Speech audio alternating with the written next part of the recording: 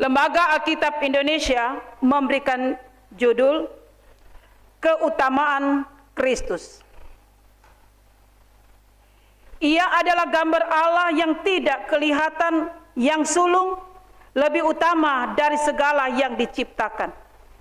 Karena di dalam Dialah telah diciptakan segala sesuatu yang ada di sorga dan yang ada di bumi, yang kelihatan dan yang tidak kelihatan, baik singgasana maupun kerajaan, baik pemerintah maupun penguasa, segala sesuatu diciptakan oleh Dia dan untuk Dia.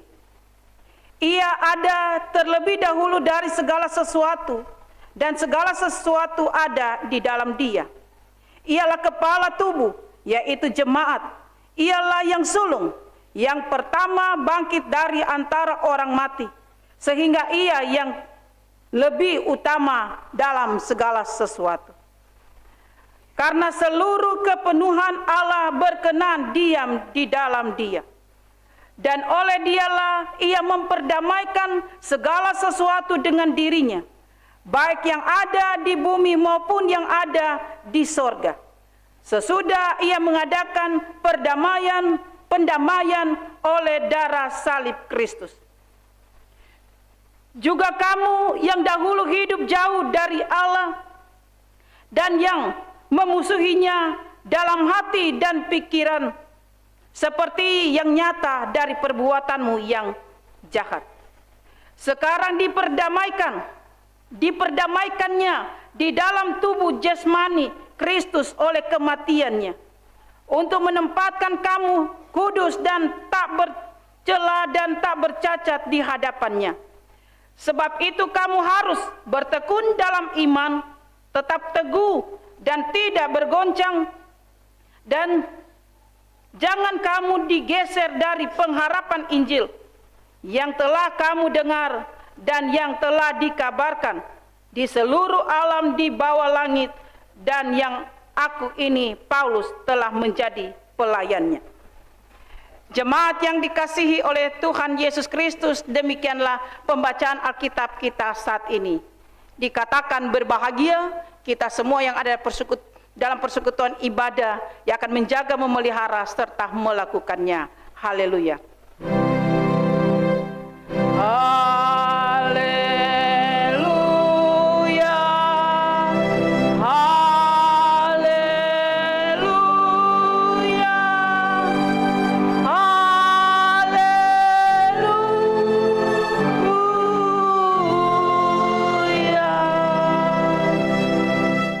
Jemaat yang dikasihi oleh Tuhan Yesus Kristus, Shalom. Shalom. Mungkin ada di antara jemaat sudah lihat jam, bah ini semua jam 10 belum selesai. Biasanya begitu. Tidak lama tong sudah. Ya, kita bersyukur karena dengan gerakan Roh Kudus Tuhan, banyak anak-anak kita untuk datang bersaksi lewat nyanyian puji-pujian. Karena itu juga yang Tuhan inginkan dalam kehidupan kita. Hendaklah kita berani untuk berdiri, untuk bersaksi. Di dalamnya bukan untuk mau menunjukkan aku bisa, tapi di dalamnya kita ada memuji, memuliakan nama Tuhan. Amin. Iya, jadi jangan ada hati kecil yang berkata, bah, sejam begini belum, mau sampai jam berapa ini? Karena tidak dipungkiri banyak jemaat sekarang kalau hari Minggu dorong susun schedule, jam begini ibadah, jam begini, dan lain sebagainya. Mari kita datang di ibadah di tempat ini, kita mau bersyukur. Bersyukur dengan semua berkat yang Tuhan boleh berikan selama 1 minggu ini. Kita harus sadari tanpa Tuhan kita tidak bisa.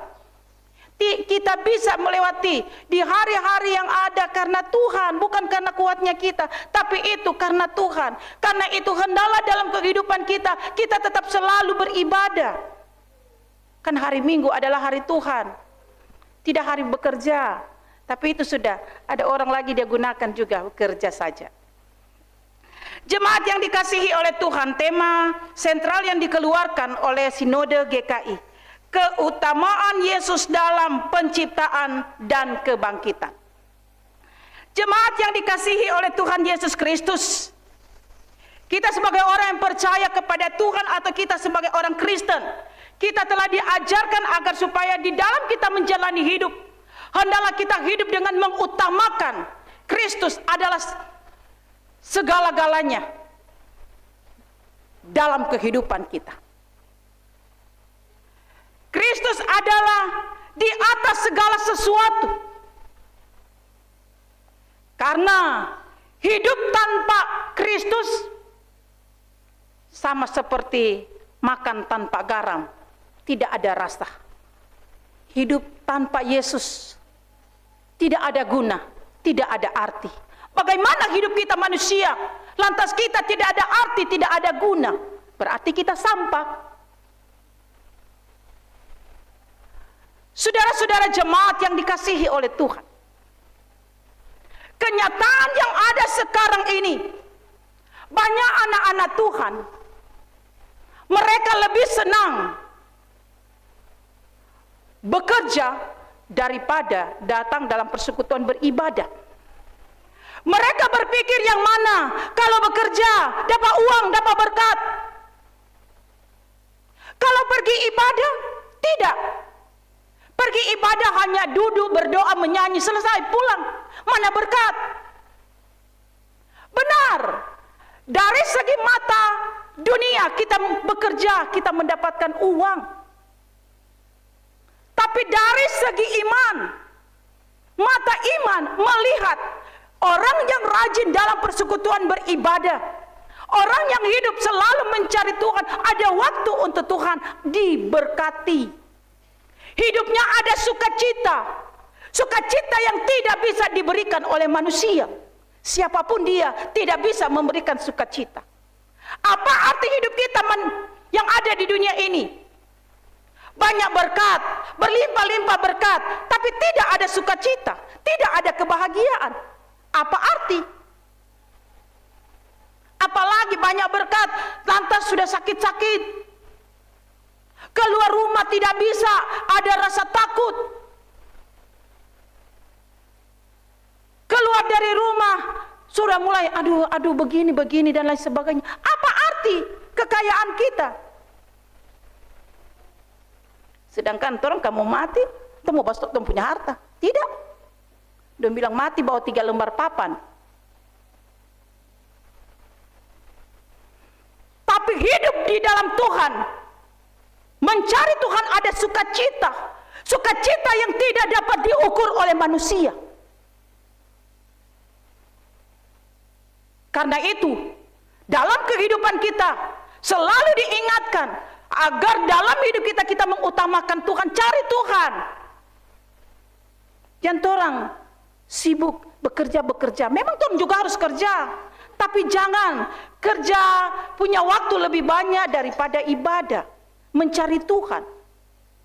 Nah, alangkah baiknya ya kasih sama ratakan.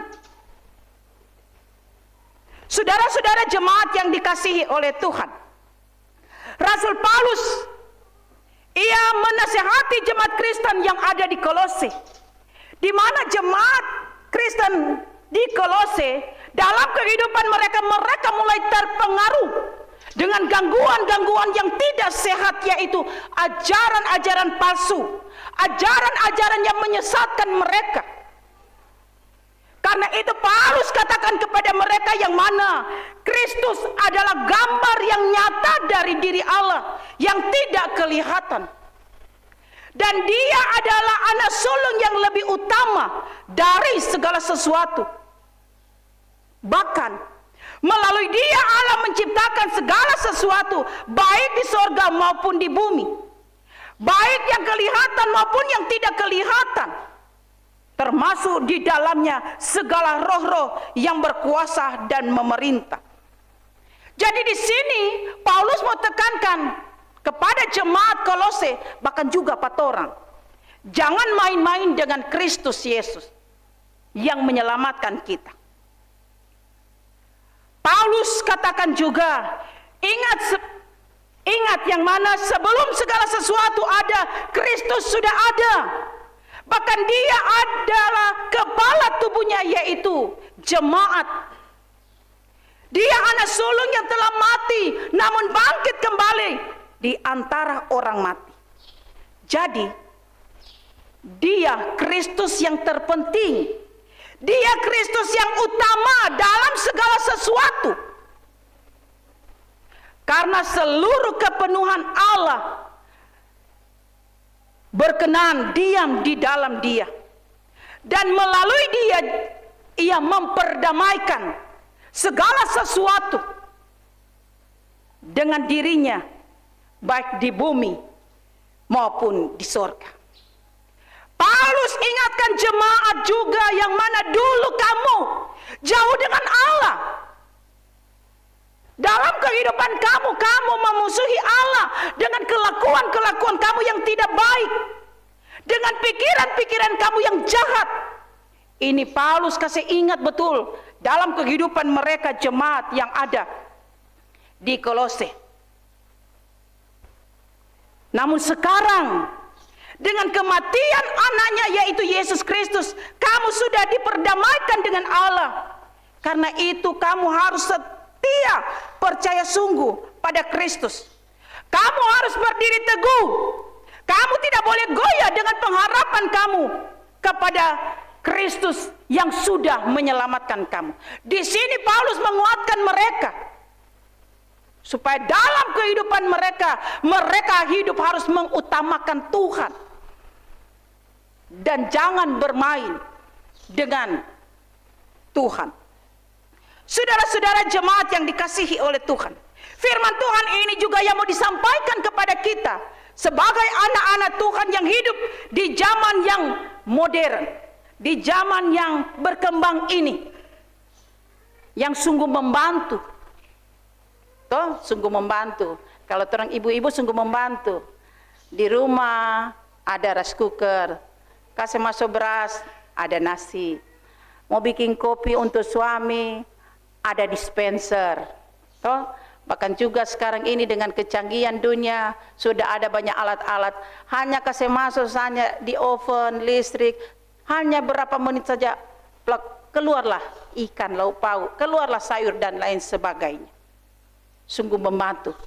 Tapi satu hal yang mau diingatkan kepada kita, kenapa dengan kecanggihan dunia ini bikin punya lemah, bikin punya iman ini lemah. Sebenarnya dengan kecanggihan dunia ini kita harus berusaha dan berusaha untuk memiliki iman yang kuat, iman yang kokoh.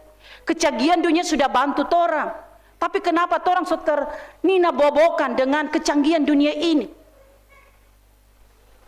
Dengan kecanggihan dunia ini banyak orang sudah memiliki sifat pandang enteng. Diajak untuk datang dalam persekutuan ibadah, dia kayak malas, dia tidak mau dengan banyak alasan. Dia tidak datang beribadah. Karena dia berpikir, ibadah hanya menyanyi, berdoa, baca Alkitab. Di rumah bisa kok. Itu anak-anak Tuhan pinter di zaman sekarang ini. Makanya dong punya pinter itu banyak anak-anak Tuhan yang sedang dan sementara ada di penjara. Dengan kepintaran anak-anak Tuhan banyak yang sekarang sudah di ujung tanduk untuk bercerai. Ada apa ini? Karena dalam kehidupan kita tidak lagi Tuhan punya iman, Tuhan tidak lagi siram, Tuhan tidak bekali lagi. Tuhan pakai Tuhan punya bekal sendiri, makan, minum, tidur.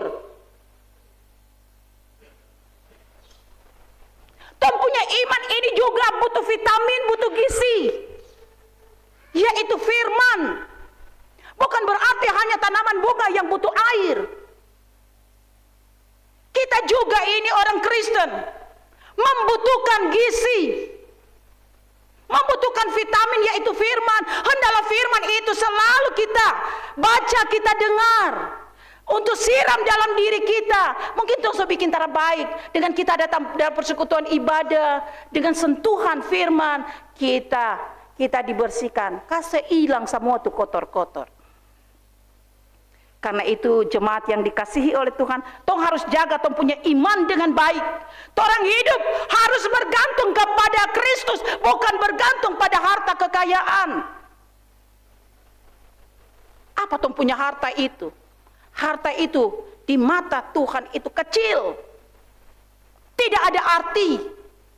Tapi sungguh berarti hidup kita kalau dalam kehidupan kita, kita hidup selalu mengutamakan Tuhan, membahagiakan Tuhan, melakukan apa yang diinginkan oleh Tuhan. Maka di situ kehidupan kita, kita ada sukacita, ada berkat yang Tuhan akan berikan. Amin.